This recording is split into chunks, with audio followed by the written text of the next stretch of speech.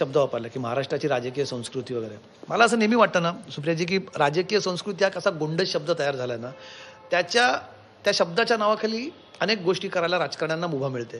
राजकीय संस्कृती म्हणायची, नेत्यांनी एकमेकांना भेटायचं, नेत्यांनी कार्यकर्त्यांनी खाली एकमेकांची डोकी फोडायची.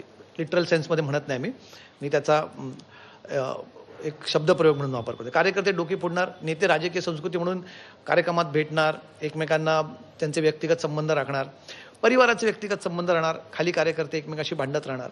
राजकीय संस्कृती असं एक गोंडस नाव देऊन राजकारण्यांना राजकीय मुभा मिळते असं एक चित्र खाली जात आहे. आणि राजकारणी हे खालच्या माणसाला, कार्यकर्त्याला गृहीत धरून चालतात, टेकन फॉर ग्रांटेड.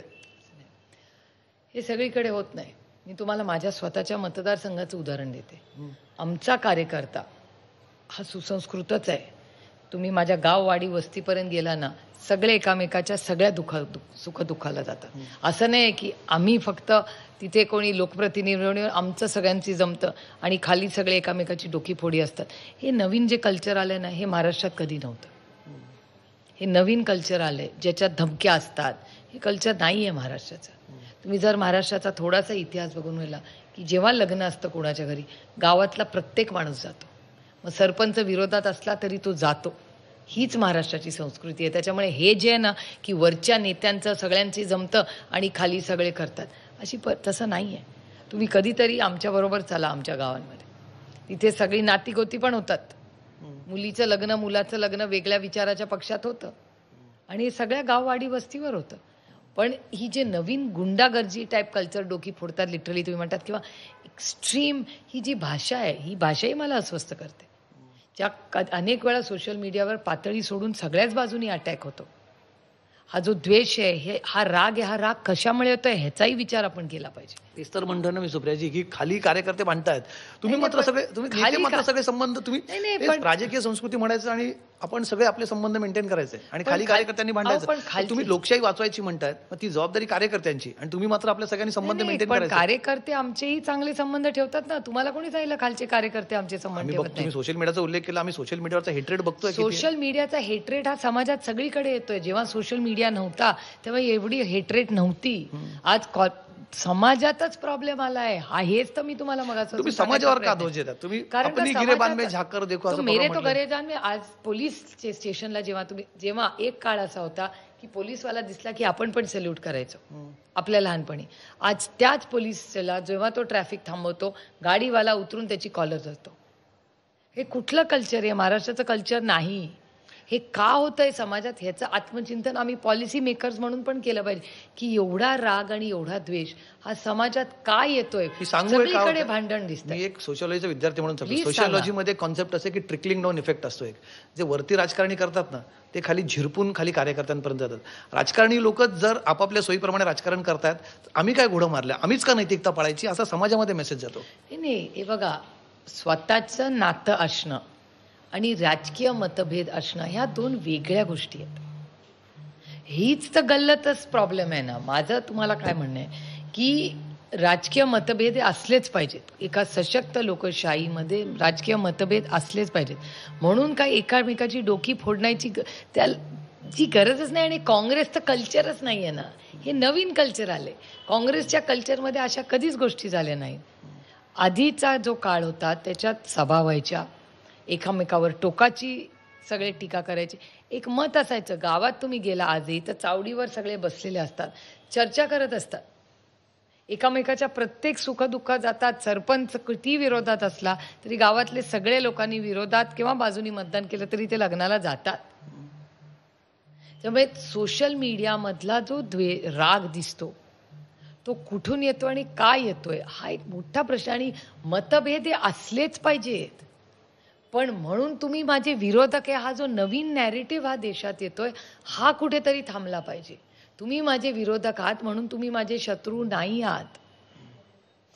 हा जो कल्चरल शिफ्ट आहे जो आधीच्या सगळ्या राजकारण्यांनी पाळला, म्हणजे अटलजींपासून तो आमच्या बाजूनी, मग काँग्रेस पक्षात सोनियाजी असतील, त्या काळात तो सगळा गोल्डन पिरियड मी माझ्या डोळ्यांनी पाहिलेला आहे. त्याच्या आधी तर चव्हाण साहेबांचा तर काळ आणखीन वेगळा होता. त्याच्यात सुसंस्कृतपणा होता. त्याच्यामुळे तुम्ही जे म्हणता तो सुसंस्कृतपणा महाराष्ट्राचा जपून हे राजकारणात बदल, जेव्हा मी म्हणते किंवा आरोप प्रत्यारोप होतात ते पातळी सोडूनच दुर्दैवाने होत आहेत आजकाल. तुम्ही म्हटलात की राजकारण वेगळं, नातेसंबंध वेगळं. मान्य ही गोष्ट. त्याच्यामध्ये एक फार थिन लाईन असते, खूप अशी पुसटशी रेषा असते.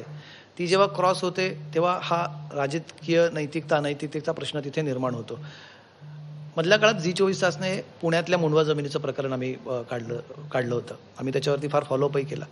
आम्हाला असं वाटलं होतं की एक जबाबदार माध्यम म्हणून आम्ही एक मोठ्या बातमीला लोकांच्या समोर आणलंय. मोठ्या प्रमाणात गैरव्यवहार तिथे दिसतोय. राजकीय पक्ष, विरोधी पक्ष, एक जबाबदार विरोधी पक्ष त्यात विरोधी पक्ष म्हणून बोलेल. म्हणजे बाकी मुद्द्यांकडे येण्यापेक्षा सगळ्यात पहिले मी तुमची प्रतिक्रिया बघितली.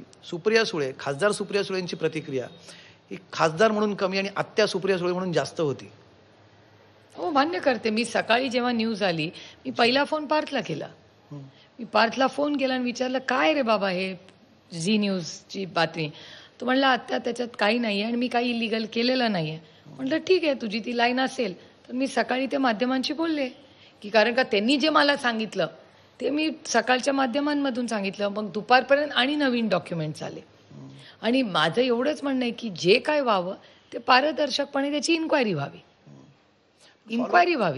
पण फॉलोअप तुम्ही करत, तुमच्या पक्षाने फार त्याचा फॉलोअप केला नाही. एक प्रकारे नाही, आता ते इन्क्वायरी कानाडोळा केल्यासारखं दिसतंय. नाही, इन्क्वायरी चालू आहे. त्या रिपोर्टची वाट बघतोय आम्ही. रिपोर्ट आल्यावर कळेल आपल्याला. कसं मी पुढच्या त्याच्याकडे येतोच. पण आत्या म्हणून तुम्ही जेव्हा भूमिका मांडतात, आत्याला लाड करण्याचे अधिकार आहेत, आत्याला कान पकडण्याचा पण अधिकार आहे. हो, अर्थातच आहे. मग तुम्ही त्यात करायला हवं. म्हणूनच मी रिपोर्टची वाट सांगितलं. तुम्ही पार्थला काय बोलणं झालं? माझं काय म्हणणं आहे की आत्या म्हणून त्यांनी मला सांगितलं की मी ह्याच्यात काही चुकीचं केलं नाही. मी सकाळी विश्वास ठेवला आणि सकाळी मी बाईट दिली. नंतर दुपारपर्यंत माननीय मुख्यमंत्री म्हणाले की मामला गंभीर आहे आणि मी त्याची इन्क्वायरी लावतो. स्वागत आहे त्याचं, का नाही, कुणा माझी लावली तरी मला काही प्रॉब्लेम नाही मुख्यमंत्र्यांनी इन्क्वायरी.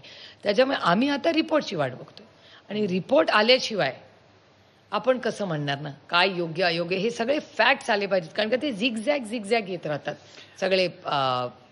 काही तथ्य तुमच्या समोर दोन फक्त म्हणतो की त्याच्यामध्ये त्या कंपनीमध्ये, अमेडिया कंपनीमध्ये दोन गोष्टी आहेत. त्या कंपनीचा रजिस्टर्ड पत्ता हा थेट अजित पवार जिथे राहतात, जिथे त्यांचं वास्तव्य आहे, त्या जिजाई बंगल्यावरचं. तुम्ही तिथे गेला असाल अनेकदा. त्यांचं तिथे वास्तव्य, अर्थात त्यांचं म्हणणं आहे की तो माझ्या मुलाचा बंगला आहे. पण जिथे उपमुख्यमंत्री महाराष्ट्राचे राहतात, इथे आपण अजित पवार ही व्यक्ती वजा करूया. व्यक्तीचा प्रश्न आहे. महाराष्ट्राच्या उपमुख्यमंत्र्यांच्या घरातून एक कंपनी चालते, त्याच्यातून असे गैरव्यवहार केले जातात. विरोधी पक्षाला मुद्दाच वाटत नाही? चला मला अजून, हा विरोधी पक्षाचा विषयच नाहीये.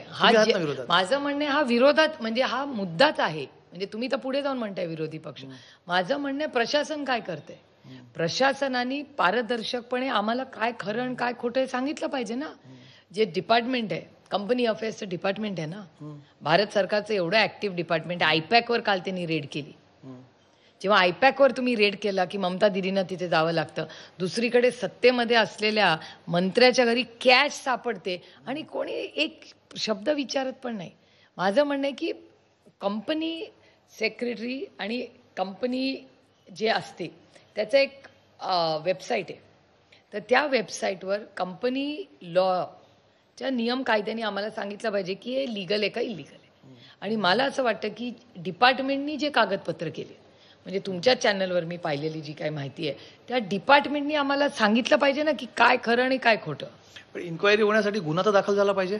कंपनीतल्या 99% भागीदारावरती गुन्हा दाखल होत नाही. 1% भागीदार, ते पण तुमच्याच नात्यात असतील दुरून, जे दिग्विजय पाटील आहेत, त्यांच्यावरती गुन्हा दाखल होतो आणि पार्थ पवार साधा गुन्हाही दाखल होत नाही.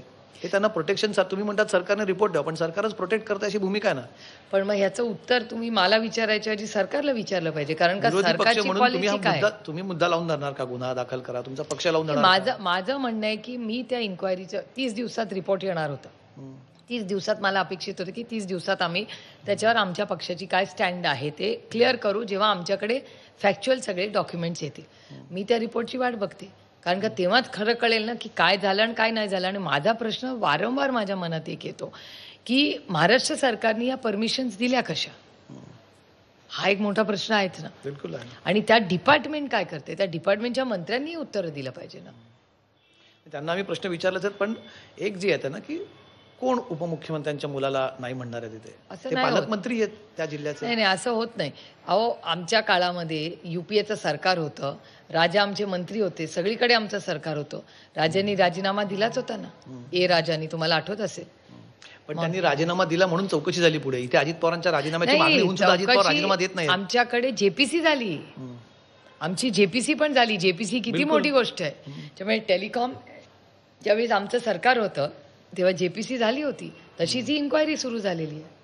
त्याच्यामुळे आमची अपेक्षा आहे की महाराष्ट्र सरकारने पारदर्शकपणे राज्याला खरं सांगावं काय मग अशी चौकशी जेव्हा येते, म्हणजे पत्रकारांनी हायपोथेटिकल प्रश्न विचारू नये, पण तरी मी विचारतोय कारण तुम्ही म्हटलात की तुम्ही चौकशीची वाट बघतायत, म्हणून हायपोथेटिकल प्रश्न. जर उद्या तसा रिपोर्ट आला तर तुम्ही पार्थ पवारांवरती गुन्हा दाखल व्हाल अशी मागणी कराल का?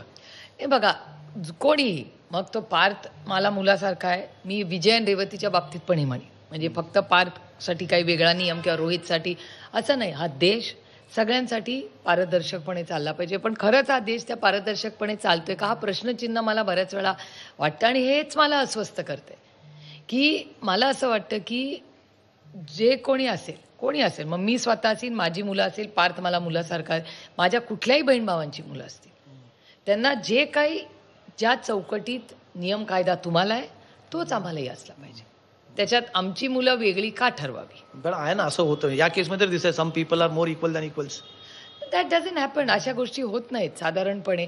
किती उदाहरणं दाखवू, पण भारतीय जनता पक्षाने एक नवीन ट्रेंड त्यांच्या लोकांसाठी काढलेला आहे, ज्याला मी अनेक वेळा वॉशिंग मशीन म्हणते. पण भारतीय जनता पक्ष जेव्हा मोदीजी पहिल्यांदा आले तेव्हा काँग्रेस मुक्त आणि भ्रष्टाचार मुक्त भारत करावा. आणि परवा नांदेडचीच गोष्ट बघा ना, नांदेडलाच मला खूप अस्वस्थ करणारी ती गोष्ट होती की लातूर आणि नांदेडला मुख्यमंत्री गेले किंवा त्यांच्या पक्षाचे लोक गेले आणि लातूरला जी टीका झाली त्याच्यावर भारतीय जनता पक्षाला दिलगिरी व्यक्त करायला लागली. पण तिन्ही देशमुख मुलं, I am very proud of them, की तिघं अतिशय सुसंस्कृतपणे त्यांची डिग्निटी ठेवून वागले. पण मी हे खूप जड अंतःकरणाने म्हणते, कारण त्या कुटुंबाबद्दल मला प्रेम आहे. ते त्या घरात 2 वेळा नाही, 2 पिढ्यांमध्ये मुख्यमंत्रीपद काँग्रेसच्यामुळे झालेलं आहे. तिथे माननीय मुख्यमंत्री जाऊन म्हणतात की 70 वर्षात नांदेडला काहीच झालं नाही, आणि त्याला कोणी डिफेंडही केलं नाही. तुम्ही स्वतःला तरी डिफेंड करू नका, वडिलांना तरी करावं. हो, पण म्हणजे अशोकरावांच्या त्यांना हा प्रश्न विचारला गेला पाहिजे. तुमच्यासोबत त्यांनी सरकारमध्ये काम केले, त्यांनीच ही आणि मला त्यांचे वडील होम मिनिस्टर होऊन गेले त्या देशाचे, मोठी पदभूषाली आहेत. शून्यातून एवढं विश्व त्यांनी उभं केलं. हे अस्वस्थ करणारच आहे. आणि मला असं वाटतं की भारतीय जनता पक्षाला केवढी मोठी संधी होती नवीन टॅलेंट करायची. म्हणजे काँग्रेस मुक्त का, तुम्ही काँग्रेसला रिजेक्ट करून तुम्ही सत्तेमध्ये आला, पण तीच काँग्रेस 60% आज तुमच्यामध्ये आहे. आणि मग ही सगळी धोरणं, हे नियम कायदे जे विरोधी आहेत आमच्यावरच लागतात ना. म्हणजे सगळी नैतिकता ही आम्ही विरोधी पक्षांनी करायची आणि भारतीय जनता पक्षाने पाहिजे ते करावं आणि हा देश चालवावा. त्यामुळे हा सगळा जो गेल्या काही दिवसातला आणि महाराष्ट्रामधला हा जो गोंधळ चाललाय ना, हा अस्वस्थ करणार आहे लॉंग टर्मसाठी आहे. मी फक्त माझं करिअर, माझा पक्ष माझ्यापुरतं सीमित करत नाही. मी हे लॉंग टर्म देशाच्यासाठी हे किती हानिकारक आहे हे मला चिंता वाटते ह्या प्रश्नाची. बिलकुल हानिकारक आहे. तुम्ही आता विषय हा जो काढला, पुण्यासोबतच पिंपरीमध्ये सुद्धा आता अजित पवार तुमच्या सोबत आले, तर भाजपने त्यांना आठवण करून दिली पुन्हा एकदा की सिंचन घोटाळ्याची फाईल अजून बंद झालेली नाहीये आणि अजित पवारांनी महाराष्ट्र लुटला असा आरोप तिथले एक स्थानिक नेते आहेत लांडगे म्हणून, त्यांनी आरोप केलेला आहे. ही सगळी पुन्हा आठवण करून देतात. ह्याच्याने पुन्हा तुम्हालाही त्या आरोपांचा एक प्रकारे भागीदार व्हावं लागेल, तुम्हाला त्याचं डिफेन्स पुन्हा नव्याने करावं लागेल. मला ह्याच्यात मी फार हे गांभीर्याने घेत नाही, कारण का ह्याच्यात भारतीय जनता पक्षाचं कन्व्हिनियन्स आणि दुटप्पीपणा दिसतो ना. कारण का भारतीय जनता पक्षानेच आरोप केले ना. काल राज ठाकरे गोष्ट म्हणली, ही गोष्ट खरी आहे. राज ठाकरे त्यांच्या इंटरव्ह्यूमध्ये ह्याच्याबद्दल बोलले की एवढा आरोप तुम्ही केले, पण आज तुम्ही एकत्र जात ना, म्हणजे सत्तेसाठी तुम्ही कुठलाही कॉम्प्रोमाइज करायला तयार आहे. मग मान्य तरी करा की जे आरोप केले ते खोटे होते. त्याच्यामुळे आता रॉंग बॉक्समध्ये आम्ही कोणीच नाही, रॉंग बॉक्समध्ये भारतीय जनता पक्ष आहे. कारण का भारतीय जनता पक्ष party with a difference, largest party in the world, हे जे ते सगळं बोलतात ना, याचं आत्मचिंतन त्यांनी करायची वेळ आहे. कारण का हे लॉंग टर्मला देशाच्या, कधीतरी माझ्या देशाचा आणि राज्याचा विचार करावा. फक्त तुमची सत्ता येणे आणि त्याच्यासाठी सत्तेमध्ये बसण्यासाठी हे तुम्ही कॉम्प्रोमाइजेस करता, हे कुठेतरी आणि कधीतरी थांबलं पाहिजे.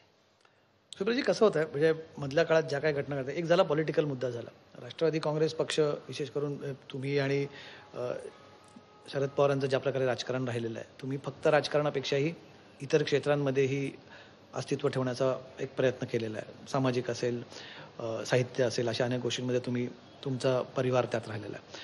पण राजकीय गोष्टींचे परिणाम, जसं मगाशी मी परत म्हटलं की ट्रिकल डाऊन इफेक्ट असतो, त्याचा सगळीकडे परिणाम